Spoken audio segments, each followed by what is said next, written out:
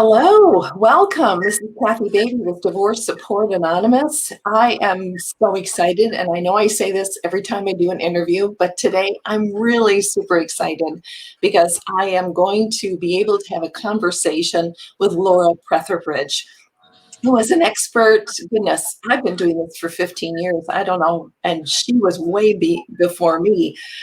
So she has been in this world for a very long time, has a lot to share. So I'm looking forward to that. If you do have questions, you are welcome to comment, realizing as well that your profile is going to be shown. But you can also text me at this phone number or give me a call as well. So if that's the case and you have a burning question you would like to ask Laura, please feel free to do that. I will also give you this information at the end, and I will post it after the interview so you have it if you would like to get in touch with Laura Petherbridge. So let me begin this incredibly rich bio that I had to shorten, or we would be here the whole time just giving the bio of this fabulous lady. So Laura Petherbridge serves couples and single adults in relationships, family, co-parenting, single parenting, and more. She's an international speaker and author of When I Do Becomes I Don't, which are practical steps for healing during separation and divorce. Another book, The Smart Stepmom, co-authored with step family expert Ron Deal. 101 Tips for the Smart Stepmom, Quiet Moments for the Stepmom Soul, Seeking a Silent Night, Unwrapping a Step Family Christmas, and her most recent, Step Families of the Bible, Timeless Teachings for Today's Family. So Laura has spoken at numerous events, including the Billy Graham Training Center, Family Life Blended, MOPS, several conferences. She's spoken on Family Life with Dr. James Dodson, with Jim Daly, Dennis Rainey, Moody Broadcasting, and the list goes on. In addition to her book, she has published and writes in, presents in many magazines, blogs, podcasts. She's a featured speaker on the Divorce Care DVD series, which has equipped more than 16,000 churches worldwide. She and her husband, Steve, reside in Atlanta. And again, I will post her contact information so you can get in touch with her if you so desire. So welcome, Laura. Thank you. Thank you. It's wonderful to hear your voice and to see you again. It is super. As I was saying, I've been doing this for 15 years, and you were the pioneer way before me. So I can't imagine how many years you have been serving those going through the trauma of divorce and step families. Yeah, a little over 25 years. Wow. So you've seen a lot. Yep. So there are so many questions that I would love to ask you, but I want to start with this. I understand, and I've seen it, and it just resonates from you, your tenderness and your relationship with God. So I would like you to talk to us about how the Lord was working in your life as you went through your divorce. Yes. Well, on April 7th, 1984, I got up that morning. I was expecting to attend a luncheon with my mother. It was an annual event she and I did together, honoring women in the community. And by noon of that day, I had no home, no husband, no bank account. So I never made it to the luncheon, and I began crying that day and didn't stop for a very, very long time. Now, obviously, legally, I still had a husband. Legally, I still, but it was really, for me, my divorce situation happened catastrophic, like a plane crash. I got up that morning, it was done by that day. We certainly had times where we talked about reconciliation, but he was in a new relationship, and he really did not want to remain in the marriage. So I was a very young Christian at that time. I was a baby Christian. I became a Christian as an adult, and I had only walked with God for maybe 2 years when that happened. And so, yes, I did know that Jesus would see me through that, and my relationship with God did grow. But because I was such a young Christian, I also reverted back to a lot of the former habits that I had to numb my pain. So I drank very heavily during those first few months to try to numb the pain. That was a very big mistake. And I also contemplated suicide. I came very, very close to taking my own life. Obviously, the alcohol wasn't helping that. Mhm. I don't recommend any of the choices that I made during that season, but I'm transparent and honest about them because I just wasn't strong enough at that point. Fortunately, I had a great church and I had great Christian friends. Mhm. That was my lifeline to coming back to the truths of God. So God never let go of me. I know He saved me from myself during that season. This goes to show how old I am. The only prayer life I really had was to sit by my stereo. That shows the old part, and play Christian music. I was too much of a mess to even pray. Mhm. Music became my prayers.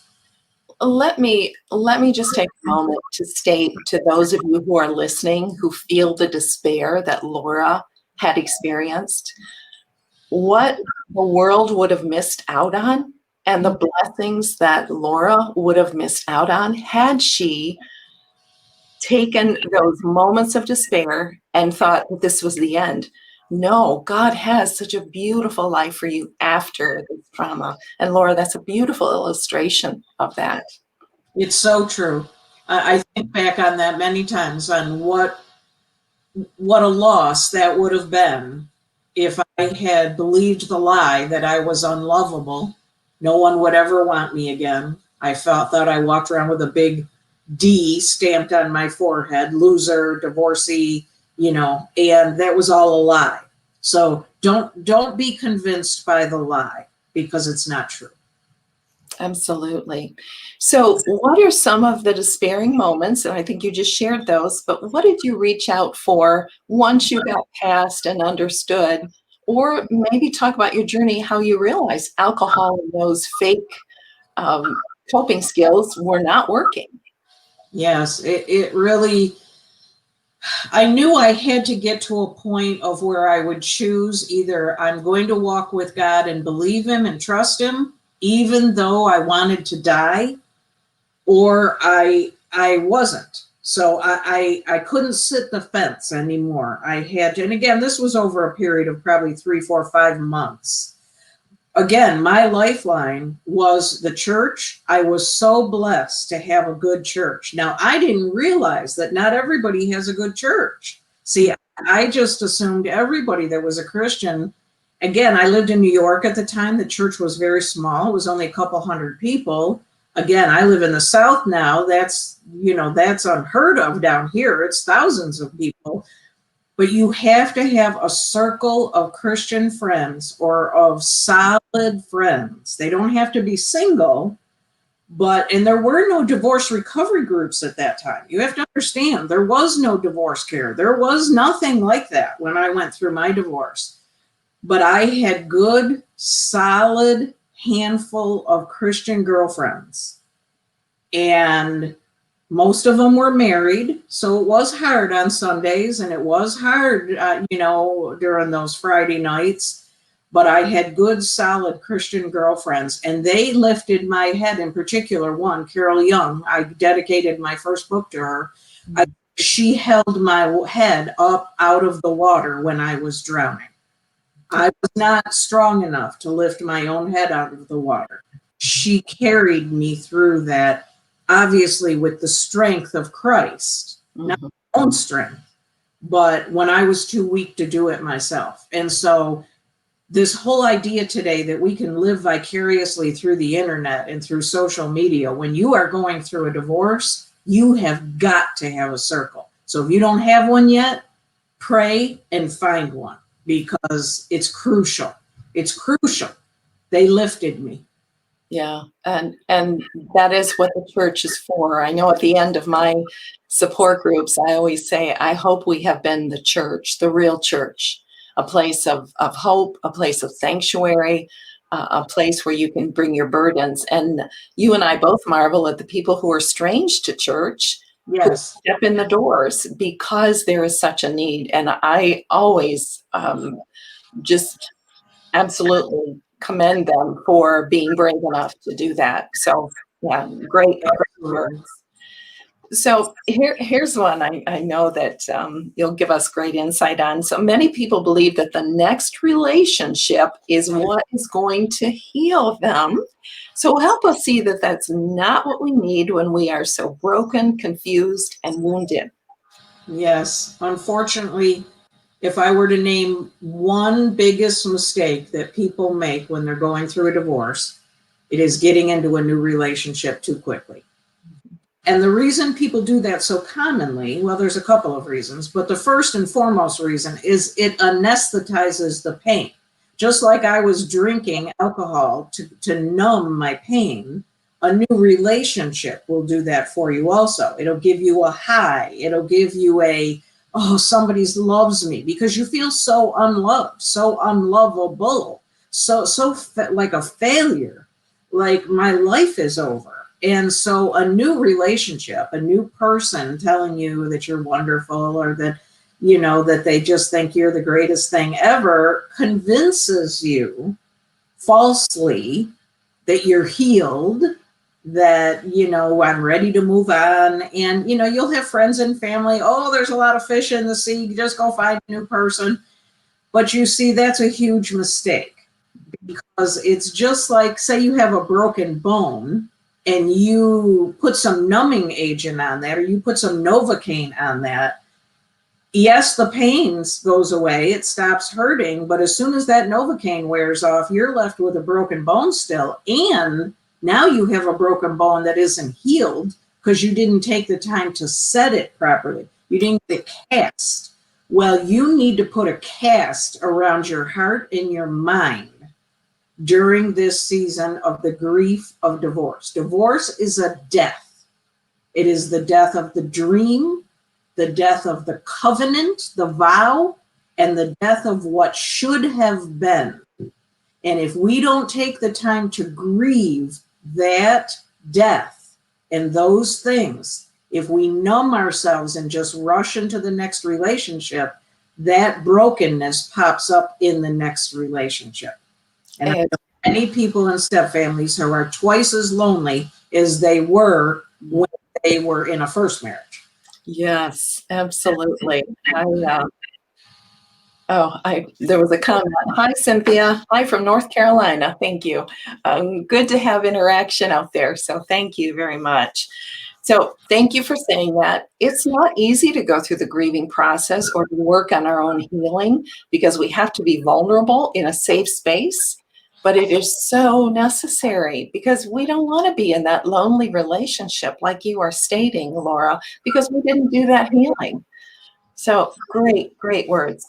So people often ask me, how do you deal with the fear that comes from divorce? And I'm sure you had that. I experienced that, the fear. So encourage our viewers how to put one foot in front of the other in light of the unknown path that they are walking.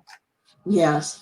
Well, I had a fear factor way before divorce. I was a child of much fear. My parents divorced when I was 8 years old.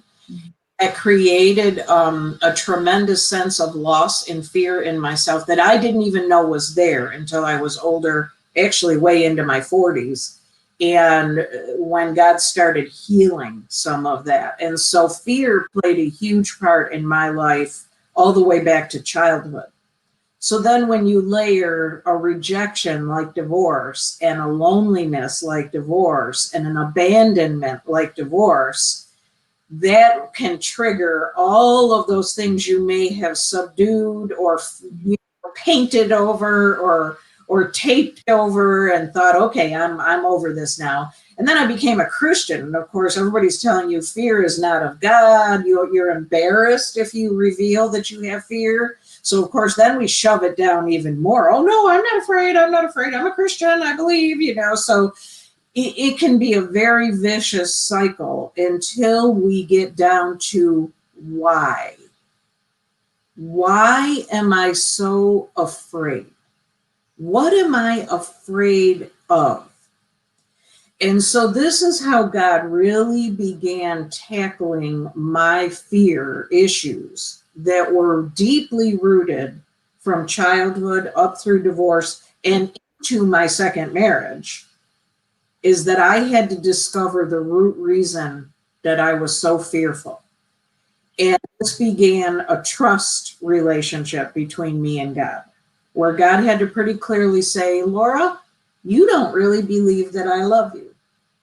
You believe I'm the Messiah, the Savior. You believe I saved you. You're going to heaven, but you don't believe that I love you. And so I often tell people I let Jesus save me, but I wouldn't let him love me for a long, long time. Mm-hmm. Here's the irony. Fear is what kept me from letting him love me.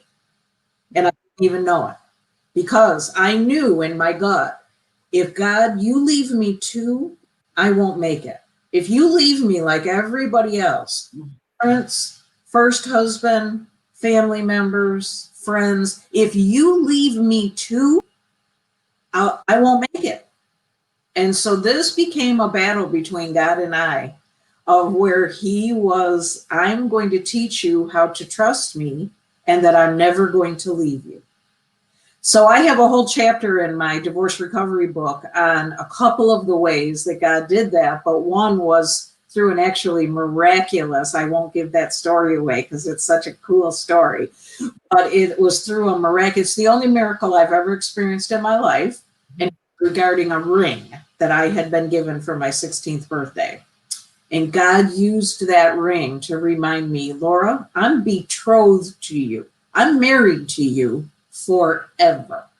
Come hell or high water, no matter what people love you and what people reject you, I am the only thing that remains steadfast.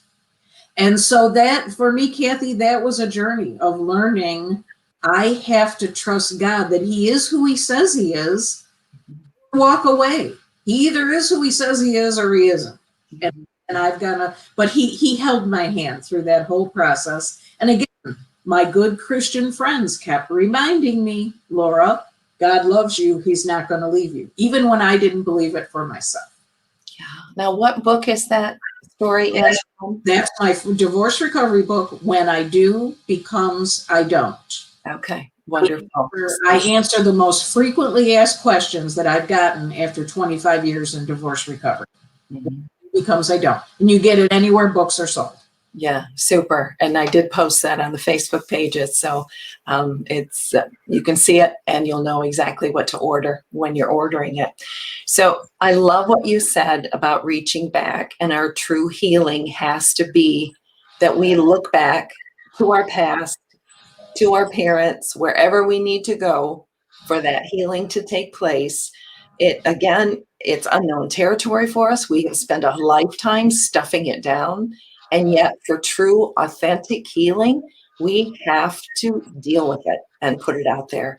And God is so tender in walking alongside of you with that. He doesn't strip the facade away. He gently guides you a step at a time. And I just love what you said on that. So when I work with people, I give them hope beyond where they are, as you do. You have seen many lives after divorce go on and live wonderful lives. Would you please tell my audiences where there's hope, even though they can't see it right now? Mm-hmm.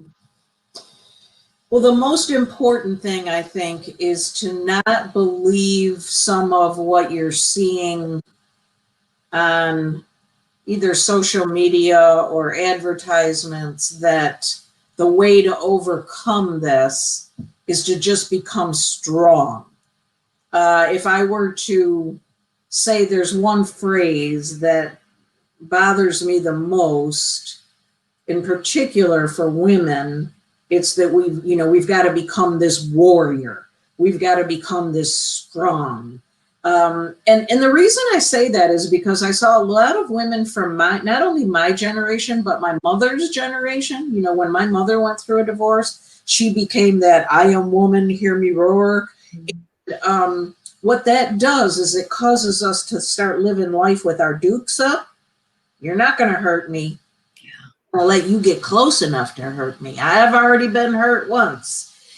So this whole, I'm going to use a bad word right now, but this whole badass bitch attitude that you're seeing all over, even in Christian settings, that we're supposed to become this very like protect myself attitude.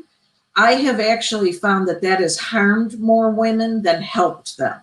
The reason I say that is because I developed some of that attitude shortly after my divorce. And it's a natural instinct because you feel like I've got to protect myself.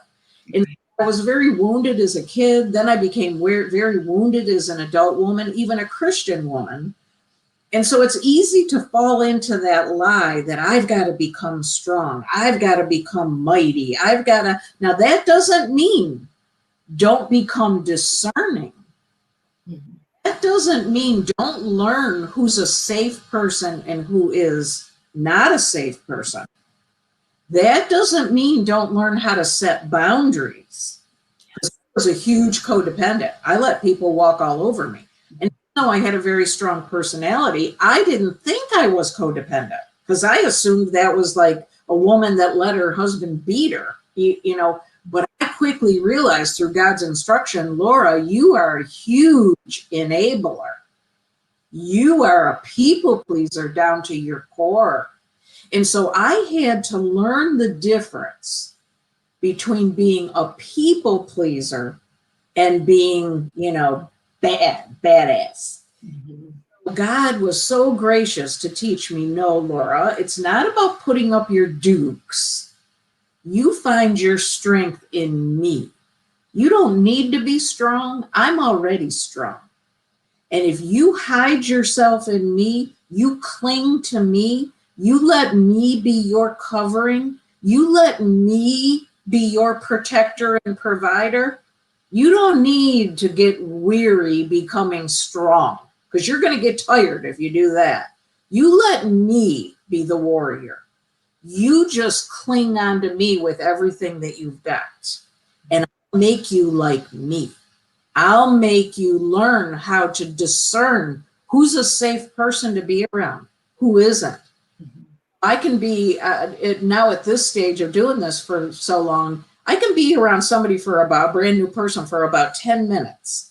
And when they tell me they've divorced, I can discern whether they've gone through proper divorce recovery or if they just slapped a Band-Aid on it and either rushed into another relationship or they didn't take the time. That is what our goal should be. Learn to become wise, learn to become discerning, learn to become good at setting boundaries and learning who's a toxic person and who isn't a toxic person. That should be the goal after a divorce, is learning how not to repeat the patterns that I had in the past. Because, you know, I meet many people, they're on their fourth or fifth marriage and they married the exact same person over and over and over. Each person has a different social security number, but married the same person. Because we become really good. Excuse me, sorry. Yes. We become really good at rationalizing and lying to ourselves. So in relationships, instead of being really honest with ourselves, I see that a lot. And finding out what's broken in me. Why are these toxic people gravitating to me? Because, see, we do wear a billboard on our head for toxic people if we don't get that healed. Yes. Yeah. That's worth the price of admission right there. It's so true. It's so true. So you have several books on step families. How can people now prepare for the possibility that they may move into the next relationship? And how do we get healthy first? Yes. Well, first of all, understand this is the biggest mistake, fallacy, you know, the biggest lie. I'm going to be very bold and say the word lie, that people believe after a divorce, in particular women, men do it too, but in particular women, they think their children need a new daddy. They think their kids need another parent. And the reality and the truth is that kids, either little kids, this is true if they're 2, 12, 22, 42, do not do well when a parent remarries. Step families are exceedingly complicated. And that is because there's a loss and a grief that has occurred in the child and the parent's life. And this new family is now building on top of that loss and grief. There had to have been a loss in order for a step family to exist. And so either a death or a divorce or the breakup of a relationship has occurred.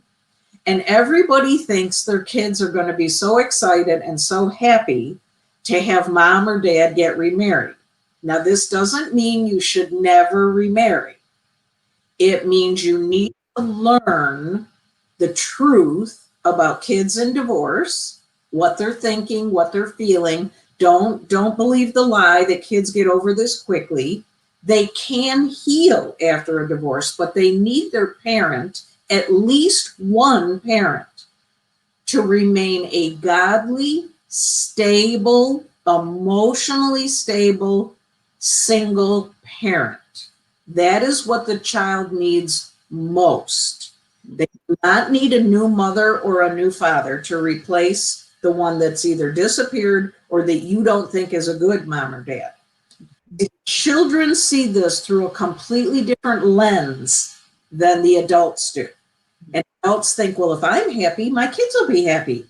Children are the number one reason why second marriages fail. This is children, again, that are little and children that are grown. That doesn't mean we should let children dictate our decisions for the future or become dependent on us as they get older. It means become educated on step families. One of my books, one of the others that are out there, and learn the truth about step families and what causes them to succeed and what causes them to fail. Don't sweep those truths under the rug because you don't like them. Just because you don't like hearing that, you may be hearing this right now, and that may have made you feel discouraged. You may have a 5-year-old and you're saying, what do you mean I gotta wait 15 years before I get remarried? No, I'm not saying that. I'm saying be very careful, because I work with many step families that wish they had remained single because it's now more complicated in the step family than it was when they were a single parent. Mm-hmm. And that is the whole point too, is that we are, because we're not healed and we jump in and we don't see all of this big picture, we continue to hurt ourselves and we continue to make it so complicated. And I don't think complicated life is one that any of us want to lead. Let me just show a couple of comments here. So thank you for those who are joining in and commenting. Yep, I totally agree, and I see it that way as well. I could go on forever with you because you are such a depth of knowledge, and I appreciate you so very much, Laura. So we have your contact information right here. If anyone would like to get in touch with her, the books, one of the many books, for those that may relate more to my audience, is When I Do Becomes I Don't, Practical Steps for Healing During Separation and Divorce. So anything final that you'd like to wrap up with us today?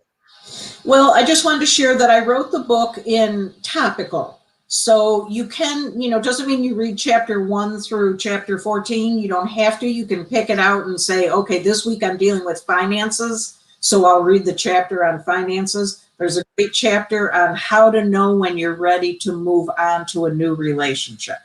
But I also have chapters for friends and family. You may have family members that are not doing the right thing while you're in. This would be like, okay, I can't explain this to you. Here, read this. This will help you to understand the pain I'm in.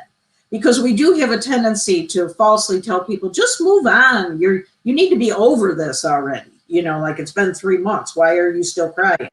And, you know, I cried for a year. I can remember the night I laid my head to the pillow and said, God, I didn't cry today.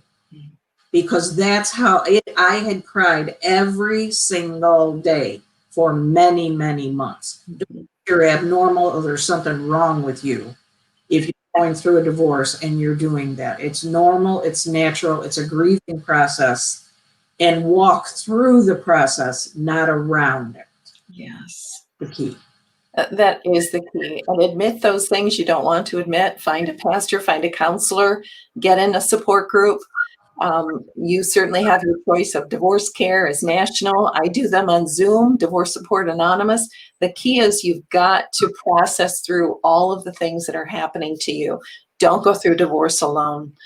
Laura Petherbridge, what a privilege. Thank you so much for gracing us with your information, your stories, your hope, and your help for all of those going through divorce. Thank you, Kathy. And I appreciate your commitment to this audience too. It's not easy to remain in divorce recovery ministry because it can become very draining and very depressing sometimes. So thank you for staying the course and keeping your hand to the plow on this. I really respect you and your commitment to helping these brokenhearted ones. Oh, thank you. Well, you and I both know it's that beautiful process of seeing them start so raw and then watching them, their shoulders start to relax. They're starting to get a smile on their face, and it's like there's hope there, and it's so amazing to watch that. So